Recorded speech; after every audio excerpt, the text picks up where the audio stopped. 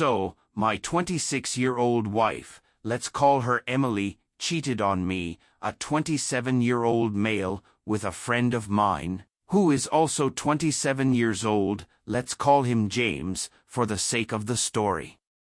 A bit of backstory: when we met, I was 22, at another friend's wedding. Emily was a good friend of the bride, and I, the groom. They seated us at the same table, hoping we would hit it off. When I first saw her, I was completely taken aback by how beautiful she was. As we talked, we discovered we had a lot in common and instantly clicked. We talked for a while, enjoyed dinner, and hit the dance floor. We danced and drank through the night, eventually kissing in the middle of the dance floor. Our friends, the bride and groom, noticed and asked what was going on between us. They were excited to play matchmaker. We shrugged it off, carried on with our night, and left without exchanging numbers. About a week later, I received a text from Emily asking me out. Our mutual friend, the bride, had given her my number. I said yes, and it turned into a relationship. The relationship was great, with only minor arguments. We never had serious fights, and things were going well. I proposed to her about 2 years into our relationship, and we were married less than a year later. However, just before our first anniversary, things started to unravel. Emily became more guarded with her phone, girls' nights out became more frequent, and our sex life nearly disappeared. I brought up my concerns multiple times, but I was brushed off, with her accusing me of letting my insecurities get to me. Feeling ignored, I became colder over time. I stopped giving her goodbye kisses, and unless it was something important, we hardly spoke. One night, while she was asleep, I couldn't shake off my suspicions. I took her phone and laptop, finding nothing incriminating. However, my instincts led me to check her car.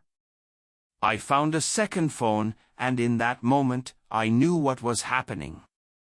I wanted solid evidence, so I went through the phone, connected it to my computer, printed out every message and photo, and spent the night researching divorce lawyers. I emailed a lawyer I found on a Saturday and waited for a response. Wanting to identify the guy, I called the number pretending to be from Spectrum. To my shock, James's name appeared on the screen. I exploded with anger, yelling and cursing in my office.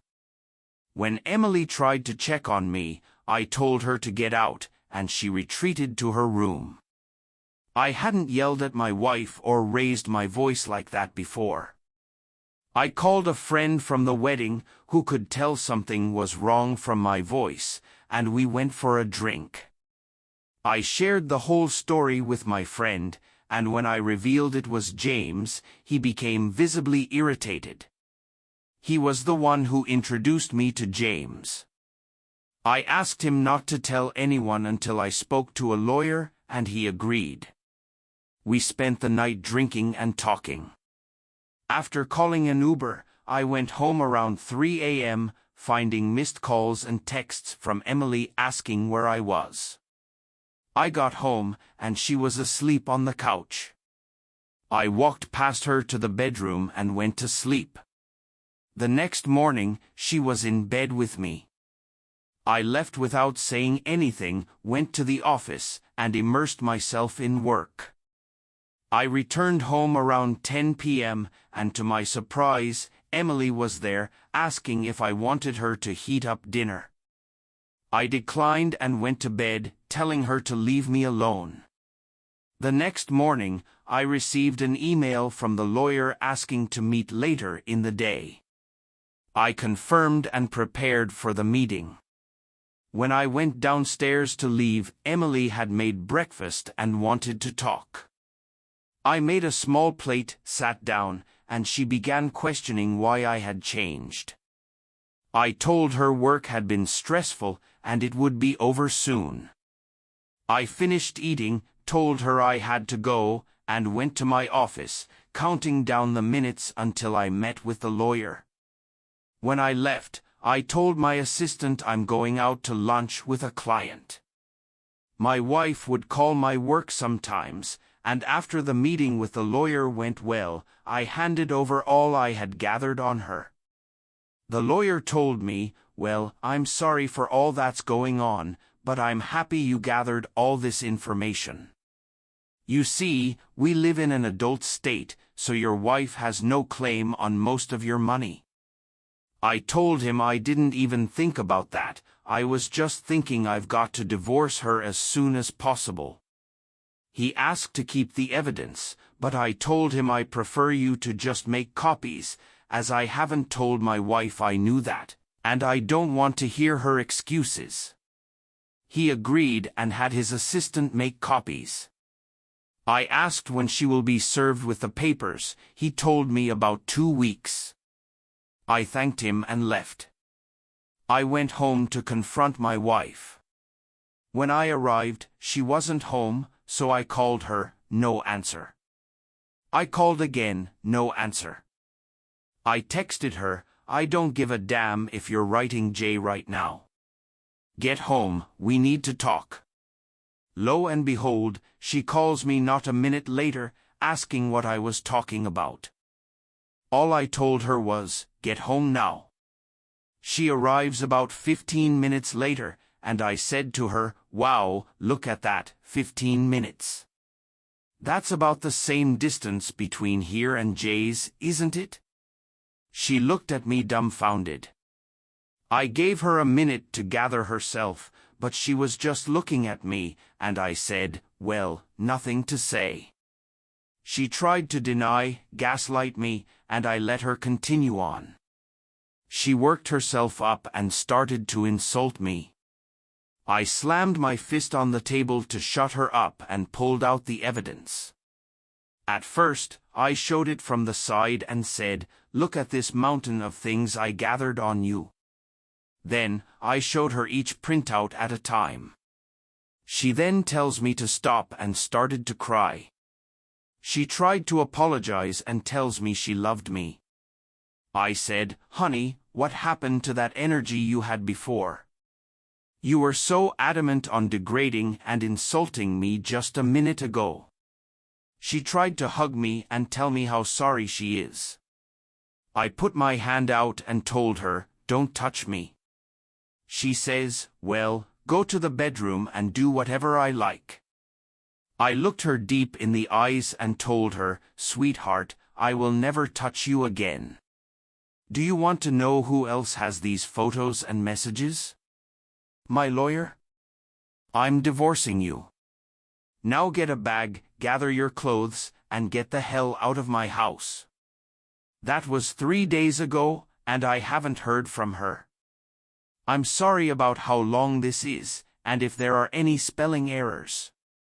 I'm curious to those that have been where I'm at, what can I expect from here? Thank you for reading. The OP wants some opinions. You handled that like a champion. Now, first and foremost, take her off any and all financials to protect yourself and change passwords on everything. Next, get an STD test, and don't, for the love of everything holy, do anything in a state of anger, meaning, as much as you might feel like hurting her or Jay, don't. Listen to your lawyer's advice and ask him if you can change the locks on the house, as she has effectively abandoned the marital home. Don't drink or do drugs and prepare for the inevitable, that being the begging, gaslighting, and blame-shifting that will come. She might also try to paint you as the villain in this story to justify her betrayal, so tell everyone what she's done and why you're divorcing her. That includes parents, friends, and if Jay has a girlfriend or spouse, then especially her. Channel your anger and rage into some form of exercise. It will help you calm down and tire you out to help you sleep, which will become harder as the reality of the situation sinks in. Good luck, and keep us posted.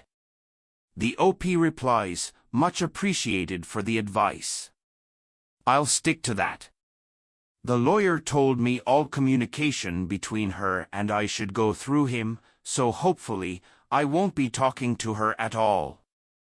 Jay has a fiancé, and I will be telling her. Enforcement X wants that. How do you plan on contacting Jay's fiancé?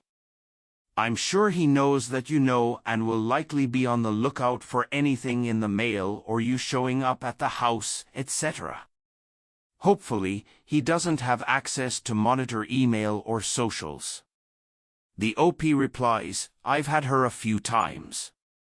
I have her number, and I will try to contact her until she answers. And if she doesn't, I'll go to their house when he's at work. I'll put a note in her car to contact me. I won't let that boss get away scot-free. 77 hours of the conversation. Good on you, man. Swift and decisive action.